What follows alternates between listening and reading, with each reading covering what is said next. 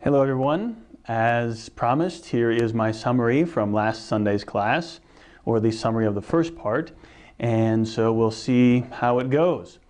So we're going to talk about the timeline of catechisms, specifically the new St. Joseph Baltimore Catechism. This is the catechism that we are using, that I'm using for my primary instruction of converts. And where did this come from? Right? Why are we using this, and why is it trustworthy? And why aren't you teaching me from the Bible? Right? But we're actually going to see, I want to take you through how we got the new St. Joseph Baltimore Catechism, right? And that's up here, 1960, and how this goes all the way back to Acts chapter 2. 33 AD, right? 1960, 33 AD, so we're talking 1,927 years of tradition and God working in His church. Now, it's important to understand, we talk about the Catholic faith or the Catholic catechism. That is a redundancy, right? There's only one faith. There's only one baptism. There's one fold, one shepherd, one Christ, right? One Lord of all. And so all these other religions, other Protestant catechisms, Luther's catechism, those are tainted, right? They're false. That's not really like a different religion. As I said, there's only one, and it's what God intended. And so we'll see that. We'll just dive right in. The new St. Joseph Baltimore Catechism, 1960s. Where did we get that? Where did it come from? Well, it came from the Council of Baltimore in 1829, and that's not up here. There we go. So before we get to the Catechism of Trent, right, we're going to go from the Baltimore Catechism to the Council of Baltimore, and there were several. Council of Baltimore, that was the intermediary one. The first one was in 1829. And they realized we need a catechism for the United States, right? And other countries had catechisms. There was the Catechism of Pius X. There was Peter Canisius had a catechism there in Freiburg, right, Switzerland. And there was another catechism, Robert Bellarmine had a catechism as well. Right? And so this has been going on since Trent, right? Since Trent, Europeans and these different countries had been coming up with catechisms. The United States were like, okay, we need a catechism too. And it wasn't like in the U.S. in 1829, you could just go down to the local village or city or town and find a Catholic church, right? The U.S. was crawling with Protestants in 1829, unless you're in Maryland, and even then. So they needed a way to help Catholics know their faith, right? Know the fundamentals of the Catholic faith, or the true faith, in spite of all the Protestantism they were surrounded by, right? Different than Quakers and so on. You got to know the faith. You got to know your scriptures. So 1829, the bishops realized we need a catechism. We want a catechism, and that ultimately is what led to the new St. Joseph, like I said, Baltimore Catechism that we have. And there are many, many versions of this. The original Baltimore Catechism, no pictures, no really further explanations. It's just a list of Q&A, question, answer, question, answer, question, answer. It's very well done. Actually, I do say the original Baltimore Catechism is very good. Something important to understand is you're not going to learn the faith from a book. Faith comes through hearing. Faith comes from, the Word of God. He was living. He came down. He lived among us. And so if you think that you're going to learn from a book the faith, it can't be done, right? And if you try to make a book where you could read this book and then have the faith, barring a miracle of God, that's not going to be effective. You have to learn from someone. You have to learn from a person. That's why Christ says, I am the vine, you are the branches. If you're cut off from the vine, the living vine, you're not going to have the faith, right? You cannot learn the faith from a book. So it must be handed on. And so, some people, they'll criticize, the new St. Joseph Baltimore Catechism as being it's insufficient. Every catechism is insufficient. Right? Don't try to make one that is all comprehensive everything. It's just not going to be done. Anyways, where was I before I went off on that tear? Council of Baltimore, 1829. Oh, so really, the original Baltimore Catechism was founded off of not the Catechism of Trent, which we'll talk about in a little bit, but Robert Bellarmine's, Catechism. And that was like in 1620 or something like that, if you can read that, 1620. And his catechism was based on the Catechism of Trent, right? Just a little historical kind of tracing through there. So let's clean that up a bit so it's not so messy. Council of Trent. And the important thing is to keep in mind that when the U.S. bishops were like, we need a catechism, they didn't just sit down and start inventing the past, what catechisms had been written previous. There was talk there, I think there was disagreement, like we should take the one, there was a catechism from Ireland that had been written. We should model ours after that one. Or we should do, ultimately we saw Robert Bellarmine's catechism was the one they modeled that after. So, but they looked to the past. They didn't just try to reinvent the wheel. They went to what had been taught before. And so we look at Trent, Council of Trent in 1560. Well, really, it's actually 1566, but 1560, 1960, a little easier to remember. The Catechism of Trent, as we know or should know, came about after the Protestant revolt, as we say, on 18 or 19, something like that. What was that? 15, 18, or 19. Martin Luther, right? And that's his famous, infamous nailing of the 95 Theses on the Wittenberg cathedral doors. So a great upheaval in Europe.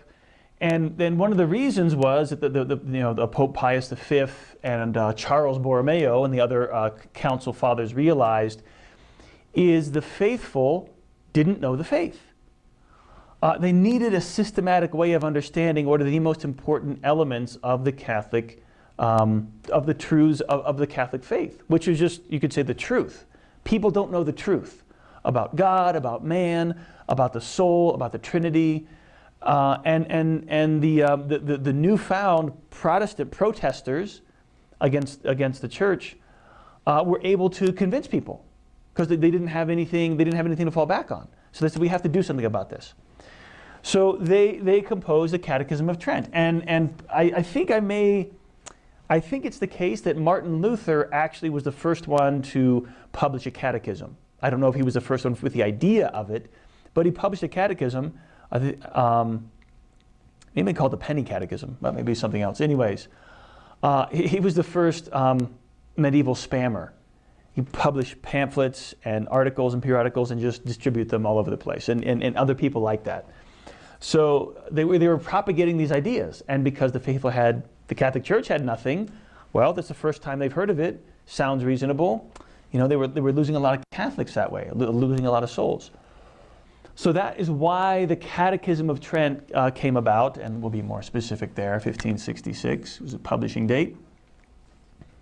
But again, did they just make stuff up? Did they just be like, okay, we think this is important, let's put that in the Council of Trent? No, they went back further as well. They looked back and they said, where can we go to find a systematic explanation of the most fundamental basic truths of the faith? Where do we think they went? Boom, back to the Council of Nicaea, right? And there are some intermediary things happening in between that. Was it 1190 some years? But this is ultimately what they modeled the Catechism of Trent after. It's modeled after the Apostles' Creed or the Nicene Creed, which came out of the Council of Nicaea, and we'll go ahead and add that. So we got the Nicene Creed, or the Apostles' Creed, we'll call it that, right? Creed, there we go. Okay. So that is really what the Catechism of Trent takes its basic structure from here. And we'll see that, right? In the next lesson or so, we'll see what the similarities are. In fact, that's why I mentioned to my class last time, here we go, In the New St. Joseph Baltimore Catechism, look at the table of contents, because it's going to look a lot like, oh, here we go, Catechism of Trent. In the Catechism of Trent, we see that table of contents is very similar, almost the same. So there's a definite pattern to where we're building on what came from the past. We're not making stuff up. The Catholic Church doesn't do that. That's not what the Catholic faith is. We're like that mustard seed that was planted, and it's the tree, the largest of trees. But it's the same. It's always the same. It just grows and it gets more and more. I wouldn't say complex, but more larger, more majestic, right? More full. There's more truths that keep coming out of the same source. So we're down here now at the Council of Nicaea, and the Apostles' Creed, the Nicene Creed, that basic format is what ended up in the Catechism of Trent. And let's draw a little, use a splash of color here. So we're going to draw this thing here, right? Boom. Apostles' Creed. And why is it called the Apostles' Creed? Because none of the apostles were around in 325. And it was, something is amazing is in that the last apostles, we're talking 33 AD, 66 AD. By the time 100 AD comes around, there's no more apostles alive. St. John the Baptist died on the island of Patmos, I think in 92 or 93 AD, something like that. So by 100, all the apostles are dead, and then 225 years later, we have the Nicene Creed, where we get the Apostles' Creed written down. So why is it called that? Because 225 years or whatever after the last of the apostles has died, you have the men and who followed them and the men who followed them. You've got the next couple of generations of bishops, of churchmen, and this is a time of persecution. Diocletian, Nero, Domitian, Trajan, the Aurelian persecution. So the Christians, they're underground, they're hiding. Okay, they can come together, now they can't anymore. It's legal, now it's not legal. All these various. So it's not so easy for coordination and what you call it, cooperation. What Bible are they reading? The Bible doesn't exist. The Scriptures exist. The Old Testament, they've got that. The Septuagint and so on. But whose letters do they read? Paul, Barnabas, Gospel of Thomas. There's a lot of stuff going on here. So by the time 325 comes around, how do we know what's what? Right? And this, the council, I'll keep to my little blue theme. A council is they call all the bishops together. Right? All those men who were in Spain, or Tarsus as they called it, Persia, Africa, Ethiopia, Greece, all over. Bishops are coming in. Men are coming back to this council, right? And they were saying, hey, what have you been teaching? Out there 1,000 miles away, to the Indians, to the Ethiopians, to the Persians, to the Medes and the Tharsans and all that kind of stuff. What have you been teaching them for the past 200 years? And they all agreed. We've been teaching them what the apostles taught us. What was handed on.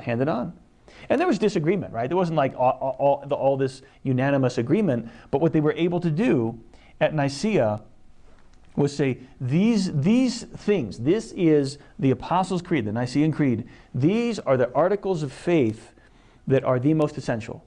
This is what was handed on to us from the apostles. We have faithfully kept it and passed it on and taught it to our children. And here we are, 325 AD, and we're all still teaching the same things. Now, how do we know? Right? Did they just decide they were going to include certain things or not? Well, that's why it's very important that we follow it all the way back. And so now we're going to Acts chapter 2, in which we have St. Peter's address to the Jews gathered at Pentecost when he's in the upper room. There was a rushing wind. and the apostles burst forth and they began speaking in tongues. And they said, these men are filled with new wine. And St. Peter stands up and motions for silence, and boom, he gives what is called the kerygma, right? The original first catechism lesson, that first activity the apostles took after being fearful men, hiding in the upper room, to being absolutely bold and fearless, right? Filled with the Holy Ghost. This was the first sermon that the first pope ever gave from a balcony. And guess what? When you go through and you look at what St. Peter says in Acts chapter 2, and you compare it to the Apostles' Creed and the Nicene Creed, it's the same. Same elements of what St. Peter said are in the Creed. And what have we just seen? The Creed are in the Catechism of Trent. And the Baltimore Catechism is based on the Catechism of Trent. And now you would think, well, it's like a game of silent telephone, right? It starts out one thing, and by the time it gets to the end, it's much different. No, not at all. We find a tremendous amount of consistency and clarity and harmony, we'll say. And we're going to see that. That's going to be the class for next time. And there's more to speak about this, right? There's more to speak, because what I do want to introduce, the next part of class is going to be called the deposit of faith. So we'll end here with this video on tracing the lineage of the Baltimore Catechism all the way back to the Bible. And we'll start the next one with that term, the deposit of faith. What does that mean?